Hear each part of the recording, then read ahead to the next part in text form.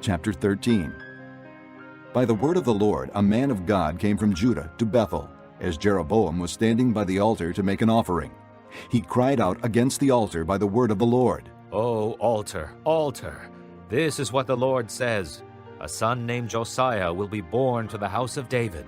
On you he will sacrifice the priests of the high places, who now make offerings here, and human bones will be burned on you.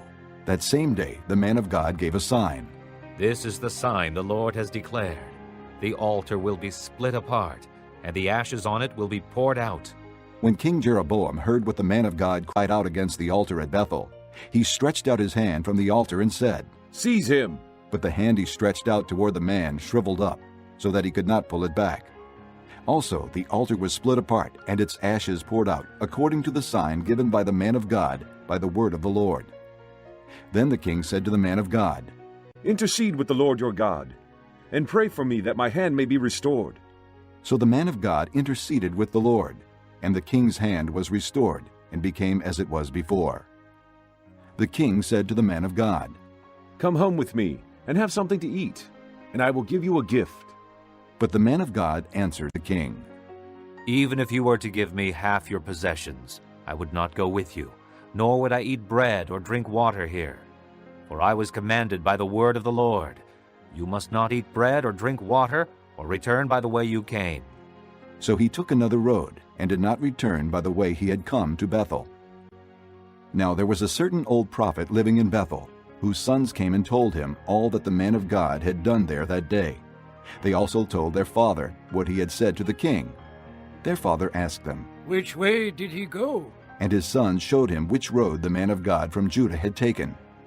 So he said to his sons, "Saddle the donkey for me." And when they had saddled the donkey for him, he mounted it and rode after the man of God.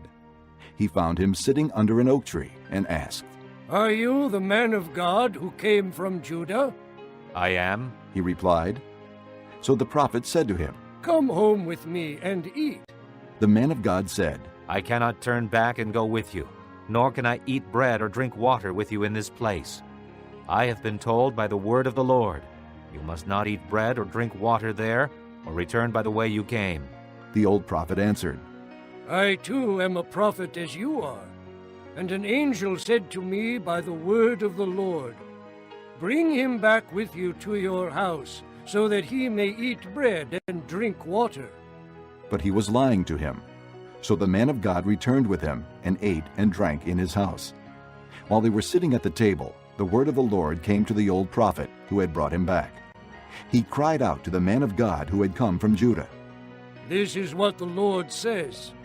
You have defied the word of the Lord, and have not kept the command the Lord your God gave you.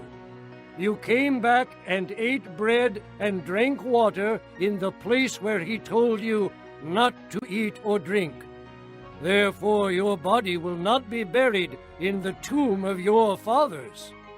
When the man of God had finished eating and drinking, the prophet who had brought him back saddled his donkey for him. As he went on his way, a lion met him on the road and killed him, and his body was thrown down on the road, with both the donkey and the lion standing beside it. Some people who passed by saw the body thrown down there, with the lion standing beside the body, and they went and reported it in the city where the old prophet lived. When the prophet who had brought him back from his journey heard of it, he said, "It is the man of God who defied the word of the Lord. The Lord has given him over to the lion, which has mauled him and killed him, as the word of the Lord had warned him." The prophet said to his sons, "Saddle the donkey for me." and they did so. Then he went out and found the body thrown down on the road, with the donkey and the lion standing beside it. The lion had neither eaten the body nor mauled the donkey. So the prophet picked up the body of the man of God, laid it on the donkey, and brought it back to his own city to mourn for him and bury him. Then he laid the body in his own tomb, and they mourned over him and said, "Oh, my brother." After burying him, he said to his sons, "When I die, bury me in the grave where the man of God is buried. Lay my bones beside his bones. For the message he declared by the word of the Lord against the altar in Bethel, and against all the shrines on the high places, in the towns of Samaria will certainly come true. Even after this, Jeroboam did not change his evil ways, but once more appointed priests for the high places from all sorts of people. Anyone who wanted to become a priest, he consecrated for the high places. This was the sin of the house of Jeroboam that led to its downfall and to its destruction from the face of the earth.